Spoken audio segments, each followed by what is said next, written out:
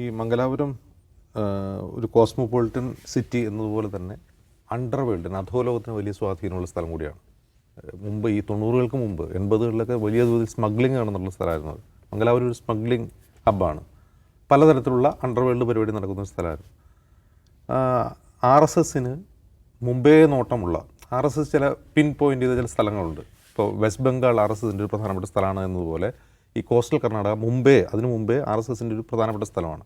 അതിൻ്റെ കാരണം ടിപ്പു അവിടെ ഭരിച്ചിട്ടുള്ളതുകൊണ്ടാണ്. ഹിസ്റ്റോറിക്കലായിട്ടുള്ളൊരു ഇതുണ്ട്, ടിപ്പുവിൻ്റെ സ്ഥലമാണല്ലോ. അപ്പോൾ RSSന് അവിടെ നോട്ടമുണ്ട്. അപ്പോൾ RSS വലിയ തോതിൽ പതിറ്റാണ്ടുകൾക്ക് മുമ്പേ ഗ്രാസ് റൂട്ട് ലെവലിൽ വർക്ക് ചെയ്തിട്ടാണ് ഇന്ന് നമ്മൾ കാണുന്ന മംഗലാപുരം ഉണ്ടാക്കിയെടുത്തത്. RSS ഈ കമ്മ്യൂണലി ഡിവൈഡഡ് ആയിട്ടുള്ള മംഗലാപുരം കോസ്റ്റൽ കർണാടക ഉണ്ടാക്കിയെടുത്ത് RSS വർഷങ്ങളായിട്ട് പണിയെടുത്തിട്ടാണ്. അതിനിടയിലാണ് ഈ ബാംഗ്ലൂർ ഒരു വലിയ തോതിലുള്ള മറ്റൊരു കോസ്മോപൊളിറ്റൻ സിറ്റിയായിട്ട് വളർന്നു വരുമ്പോൾ മംഗലാപുരത്തിൻ്റെ പ്രോമിനൻസ് കുറയാണ് ചെയ്തത്. ബാംഗ്ലൂർ വളർന്നുകൂടി മംഗലാപുരത്തിൻ്റെ പ്രോമിനൻസ് കുറഞ്ഞു. പക്ഷേ ഈ കോസ്റ്റൽ റീജിയൻ, അതിൽ ഗോവ, ബാംഗ്ലൂർ, ഈ ഏരിയ കേന്ദ്രീകരിച്ച് നടക്കുന്ന ബിസിനസ്, അധോലോകം, കമ്മ്യൂണൽ ഫോഴ്സ്, ഇത് സാധാരണ ഇപ്പോൾ ബോംബെയിൽ എടുത്തു കഴിഞ്ഞാൽ ബോംബെയിൽ അധോലോകം വേറെയാണ്, ശിവസേന വേറെയാണ്. അധോലോകം വേറെയാണ്. അവിടെ മറ്റൊരർത്ഥത്തിൽ അവിടെ എന്താണ് വയലൻസ് പ്രൊപ്പഗേറ്റ് ചെയ്തുകൊണ്ടിരുന്ന ശിവസേന, ബാൽ ഠാക്കറെ, അത് വേറെയാണ്. പക്ഷേ ഇവിടെ അങ്ങനെയല്ല നമ്മളിപ്പോൾ കാണുന്നത്. ഈ ബിസിനസ്സും ഈ പറയുന്ന അണ്ടർവേൾഡും ഗൂൺസും ഈ ബജ്രംഗ് ദൾ, ഗോരക്ഷാദൾ പോലുള്ള ഗ്രൂപ്പുകളും എല്ലാം കൈയോട് കൈ പിടിച്ചാണ് അവിടെ പ്രവർത്തിക്കുന്നത്. അതവിടെ ഒരു എന്താണ് പറയുക, ഒരു സമാന്തര ആഭ്യന്തര സംവിധാനമായി മാറിക്കഴിഞ്ഞിട്ടുണ്ട്. അത് കോൺഗ്രസ് ഭരിക്കുമ്പോഴും അങ്ങനെയാണ്, BJP ഭരിക്കുമ്പോഴും അങ്ങനെയാണ്. ഇനി കോൺഗ്രസ്സിന് അത് എത്രമാത്രം ചെറുക്കാൻ കഴിഞ്ഞിട്ടുണ്ടെന്ന് വെച്ചാൽ ഒട്ടും ചെറുക്കാൻ കഴിഞ്ഞിട്ടില്ല. BJP ഭരിക്കുമ്പോൾ കേസുകളുടെ എണ്ണം കൂടുന്നു. ഇപ്പോൾ കോൺഗ്രസ് ഭരിക്കുമ്പോൾ കേസുകളുടെ എണ്ണം കുറവാണ്. പൊതുവെ അവർ നടപടിയെടുക്കാൻ ശ്രമിക്കുന്നുണ്ട്. പക്ഷേ കോൺഗ്രസ്സിന് അത് കഴിയില്ല. അതിൻ്റെ കാരണം എന്ന് വെച്ചാൽ അതിന് ഏറ്റവും നല്ല ഉദാഹരണമാണ് നമ്മൾ 2005 UPA ഭരിച്ചുകൊണ്ടിരിക്കുമ്പോൾ ആൻറ്റി കമ്മ്യൂണൽ വയലൻസ് ബിൽ എന്ന് പറഞ്ഞൊരു ബില്ല് കൊണ്ടുവന്നിരുന്നു. 2005 മറ്റാണത് തയ്യാറാക്കിയത്. അത് അന്നത്തെ ദേശീയ ഉപദേശക സമിതിയുടെ നിർദ്ദേശപ്രകാരം ഉണ്ടാക്കിയൊന്നാണ്. ഇന്ത്യ എന്ന് പറയുന്ന രാജ്യം വലിയ തോതിൽ കമ്മ്യൂണൽ വർഗീയ കലാപങ്ങൾ നടന്ന സ്ഥലമാണ്. അത് തടയുക എന്നുള്ളതാണ് എൻ്റെ ലക്ഷ്യം. അപ്പോൾ ആ ബില്ല് കൊണ്ടുവന്നപ്പോൾ അന്ന് ശിവരാജ് സിംഗ് ചൗഹാനാണ് ആഭ്യന്തരമന്ത്രി. ബില്ല് കൊണ്ടുവരുമ്പോൾ അതിശക്തമായ എതിർപ്പ് അതിനെതിരെ ഉയർന്നു. ഒന്നാമത്തെ എതിർപ്പ് ഉയർത്തി BJP ആണ്. BJP പറയുന്നത് ഈ വർഗീയ കലാപം എന്നുള്ള ഡെഫിനിഷനിൽ തന്നെ പ്രശ്നമുണ്ട്, അതൊരു ആൻറ്റി ഹിന്ദു ടേമാണെന്നാണ് പറയുന്നത്. അതെങ്ങനെയാണ് ആൻറ്റി ഹിന്ദു ടേമാവെന്ന് അറിയില്ല. പിന്നെ ഇത് സംസ്ഥാനങ്ങളുടെ അവകാശങ്ങളിൽ കടന്നു കയറുന്ന ഒന്നാണ്. ലോ ആൻഡ് ഓർഡർ എന്ന് പറയുന്ന സംസ്ഥാനങ്ങളുടെ ചുമതലയുള്ളതാണ് എന്ന് പറഞ്ഞുകൊണ്ട് വെസ്റ്റ് ബംഗാൾ ചീഫ് മിനിസ്റ്ററും അന്ന് മമതാ ബാനർജി ആണെന്ന് തോന്നുന്നു. അല്ല, മമതാ ബാനർജി അല്ല, വെസ്റ്റ് ബംഗാൾ അന്ന് CPM ആണ് ഭരിക്കുന്നത്. CPM എതിർപ്പ് ഉയർത്തി. തമിഴ്നാട്ടിൽ നിന്ന് ജയലളിതയും എതിർപ്പ് ഉയർത്തി. 2014 വീണ്ടും ഇത് ജനറൽ ഇലക്ഷന് തൊട്ട് മുമ്പ് അത് കൊണ്ടുവരാൻ ശ്രമിച്ചെങ്കിലും അന്ന് മമതാ ബാനർജി ഉൾപ്പെടെ എതിർത്തു, ജയലളിത എതിർത്തു, ഗുജറാത്ത് മുഖ്യമന്ത്രിയായിരുന്നു നരേന്ദ്രമോദി എതിർത്തു. ഇത് നടപ്പാക്കാൻ പറ്റില്ല. അങ്ങനെ അത് ഉപേക്ഷിക്കപ്പെടുകയാണ്. അത് ലാപ്സായി പോയ ബില്ല്.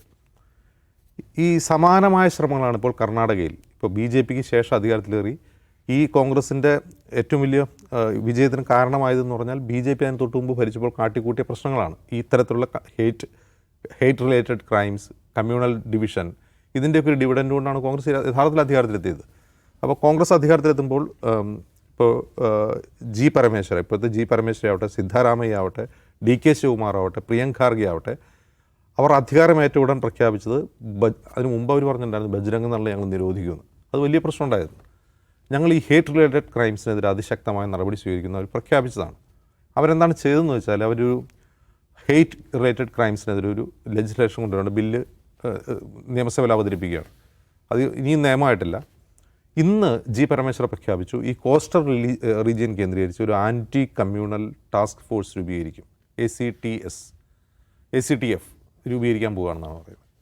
അപ്പോൾ അതിനെതിരെയും വിമർശനങ്ങളൊക്കെ വരുന്നുണ്ട്. അവരെന്താണ്, ഒരു പ്രത്യേക സേനയാണോ, അതിൽ അവരെന്താണ് ചെയ്യാൻ പോകുന്നത്, നമ്മുടെ ഡാൻസ് ആഫ് പോലത്തെ പുതിയ ഫോഴ്സാണോ എന്നൊക്കെ ചോദിച്ചുള്ള വിമർശനങ്ങൾ വരുന്നുണ്ട്. അപ്പോൾ പരമേശ്വര പറയുന്നത് പോലീസ് സംവിധാനത്തിനകത്ത്, ആഭ്യന്തര വകുപ്പിനകത്ത് തന്നെ ഇത്തരം ക്രൈംസിനോട്, ഹേറ്റ് ക്രൈംസിനോടും അതുപോലെ കമ്മ്യൂണലി റിലേറ്റഡ് ആയിട്ടുള്ള ക്രൈംസിനോടും ഒരു തരത്തിലുള്ള ഉദാസീന മനോഭാവമുണ്ട് എന്നാണ്.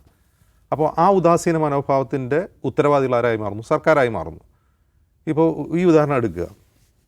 ഈ അഷ്റഫിനെ തല്ലിക്കൊന്ന കേസിൽ 3 ദിവസം എടുത്തു ഇതിൻ്റെ നെല്ലും പതിനും തിരിച്ചറിയാൻ. 2ാം ദിവസം മറ്റുമാണ് ആഭ്യന്തരമന്ത്രി പറയുന്നത് ഒരു വിശദീകരണം നടത്തിക്കൊണ്ട് ഒരു ബൈറ്റ് എടുക്കുന്നത്. പിന്നെ രണ്ടാമത്തെ കാര്യം, ഈ സുഹാസ് ഷെട്ടി സുഹാസ് ഷെട്ടിയുടെ ക്രൈം യഥാർത്ഥത്തിൽ അതൊരു റിവെഞ്ച് ക്രൈമാണ്, അതൊരു കമ്മ്യൂണൽ ക്രൈം അല്ല. ഇപ്പോൾ ഒരാളെ കൊന്നു, അയാളുടെ സഹോദരൻ കൊട്ടേഷൻ കൊടുത്ത് മറ്റൊരാളെ കൊല്ലുന്നു.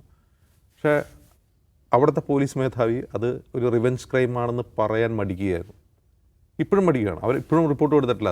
അതിനെപ്പറ്റി അന്വേഷിക്കണം എന്നാണ് പറയുന്നത്. റിവെഞ്ച് ക്രൈം തന്നെയാണോ, അതായത് അതിന് വേറെ എന്തെങ്കിലും ആംഗിൾ ഉണ്ടോ എന്ന് അന്വേഷിക്കണം. അപ്പോൾ അതൊരു തരം മുൻവിധിയുള്ളൊരു പോലീസ് സംവിധാനം അവിടെയുണ്ട്. നമുക്കറിയാം RSS ഗ്രാസ് റൂട്ട് ലെവലിൽ പ്രവർത്തിക്കുന്ന എല്ലാ സംസ്ഥാനങ്ങളിലും പോലീസ് ഈ പഴി കേൾക്കുന്നുണ്ട്. അവർക്കൊരു മുൻവിധി ഉണ്ടാവും, അവർ ബയസ്ഡ് ആയിട്ടായിരിക്കും പെരുമാറുക.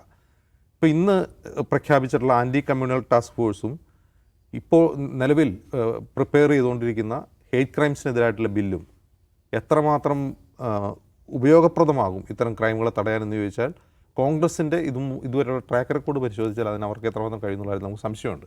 അതിന് ഏറ്റവും നല്ല ഉദാഹരണമാണ് ആൻറ്റി കമ്മ്യൂണൽ ബില്ല് ലാപ്സായി പോയത്. 9 വർഷം കാത്തിരുന്നിട്ട് അത് ലാപ്സായി പോയത്. അതുകൊണ്ടാണ് ഈ നിലവിൽ ഈ വർഗീയ കലാപങ്ങൾ തടയാൻ ആൻറ്റി കമ്മ്യൂണൽ ടാസ്ക് ഫോഴ്സിൻ്റെ തന്നെ പ്രവർത്തനം എത്രമാത്രം പ്രശ്നമുള്ളതായിരിക്കും. അവർക്ക് ഫ്രീ ഹാൻഡ് കൊടുത്തു കഴിഞ്ഞാൽ അത് എത്രമാത്രം ഹ്യൂമൻ റൈറ്റ്സ് വയലേഷൻ ഉണ്ടാകും എന്നുള്ള കാര്യത്തിലും ആശങ്കയുണ്ട്.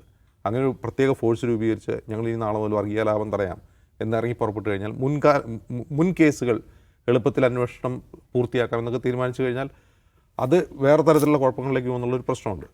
പക്ഷേ ഹേറ്റ് തടയാനുള്ള ഈ ഒരു നിയമനിർമ്മാണം അത് വളരെ സിഗ്നിഫിക്കൻ്റ് ആയിട്ടൊരു നിയമനിർമ്മാണമാണ്. കാരണം നമ്മുടെ ഒരു കേന്ദ്ര സർക്കാർ തന്നെ ഇത്തരം ഹെയ്റ്റിനെ സോഷ്യൽ മീഡിയ പ്ലാറ്റ്ഫോമുകളിൽ തന്നെ തടയാൻ ശ്രമിക്കുന്നില്ല, അതിനെ പ്രോത്സാഹിപ്പിക്കുന്ന ആക്ഷേപം നൽകുമ്പോൾ ഒരു സംസ്ഥാനം മുന്നിട്ടിറങ്ങുകയാണ് അതിനുവേണ്ടി.